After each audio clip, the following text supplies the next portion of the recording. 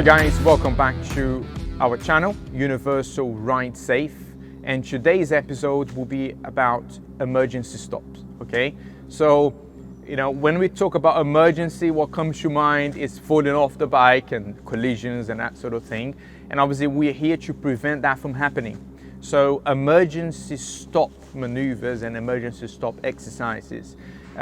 What we do here is about teaching you the right technique and the right approach to make sure that you do an emergency stop in a safe manner, okay? So what we're going to talk about today is doing an emergency stop on an automatic bike, so on an NMAX Yamaha, which is a 125, is normally a learner bike. And this bike has ABS, okay? So obviously the ABS is working. I've already done a maintenance check on the bike earlier on today. So basically we have an operational ABS system on this bike, okay?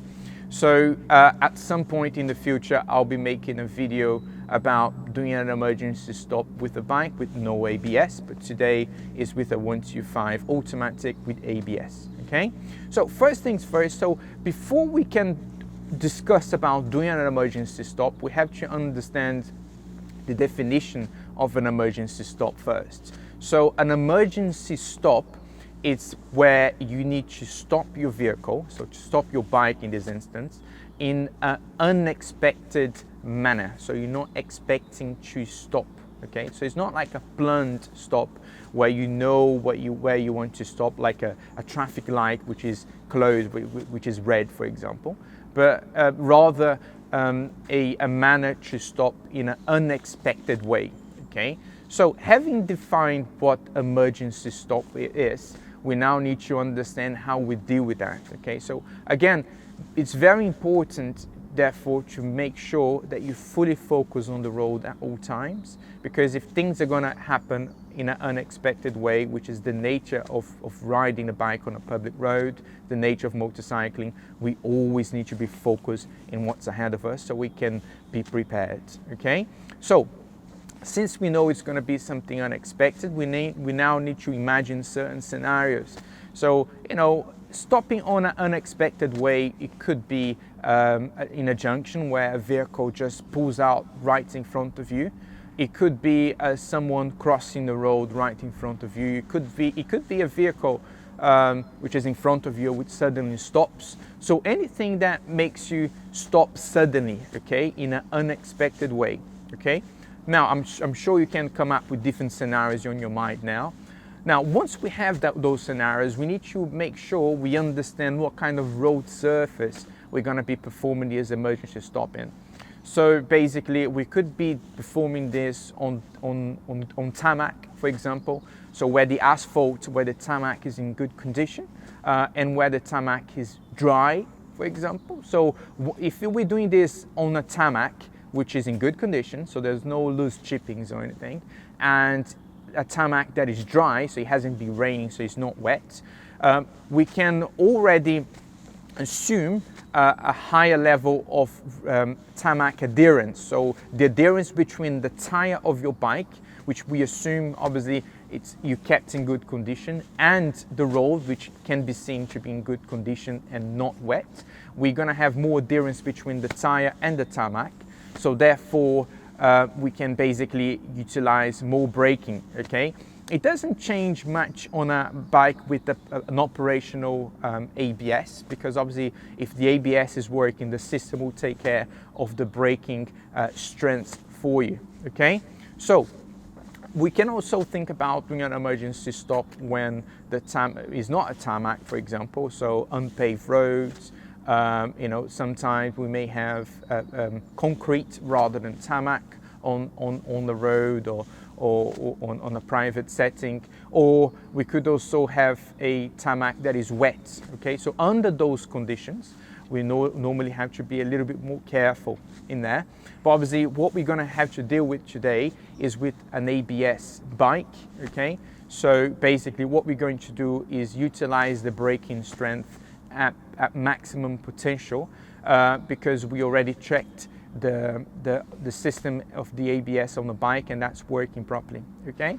So what we're going to do is we're going to shut the throttle, and then we're going to use front brake and back brake as much as we can, okay? So let's just assume for a moment this is not an ABS bike, so non-ABS bike. So the way we would have to do, if the tarmac is dry and the tarmac is in good condition, we would have to shut the throttle, so kill the power there. So we roll off the throttle, we can squeeze the front brake and then squeeze the back brake and squeeze a little bit more of the front brake. So therefore we're utilizing more front brake than back brake, and the reason why we're doing that is because normally the front brake is the most effective brake on the bike, okay? So basically, as soon as we apply the front brake, the weight of your body and the weight of the bike are launched forward to the front of the bike.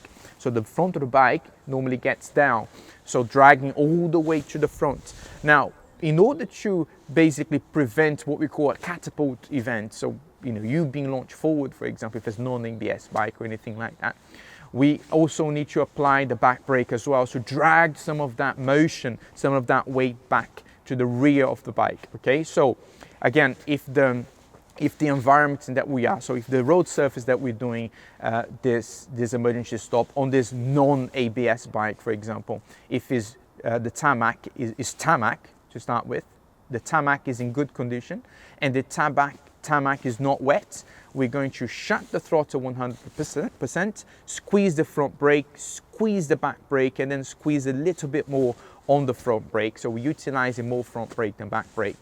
Now, if there's non-ABS bike, if the tarmac is wet, or if the tarmac is not in such good condition, or if it's not tarmac, so if it's unpaved road, for example, or if it's concrete, then we need to be a little bit more careful with that braking. So what we're going to do is roll off the throttle, so kill the power 100%, and then squeeze the front brake and the back brake together, evenly and progressively. So we're not going to snatch the brakes in any circumstances. We're going to shut the throttle 100%, squeeze the front brake and the back brake together evenly and progressively until you manage to stop that machine. Now, if you feel that that you're losing control of the bike, yeah, so basically what you're going to do to regain the control, so if you feel that the bike is skidding, for example, we're going to release both brakes, realign the bike, regain control, and then we're going to repeat the process. We're going to apply the front brake and the back brake together evenly and progressively until I manage to stop that bike, and I repeat that process as many times as I need, okay? So now, again, coming back to today is an ABS machine, so it's a Yamaha NMAX with ABS functioning, so operational. So what we're going to do is we're going to let the system do all the calculations in terms of braking strength for us. So all we're going to do is we're going to, as soon as we identify that potential threat, the hazard, the car that pulled out right in front of you, we're going to roll off the throttle 100% and apply the front brake and the back brake together evenly or progressively as hard as I can, in order to basically try to stop as fast as I can, but at the same time as safe as I can as well. And that safety element will be aided by our ABS system, okay? Follow me.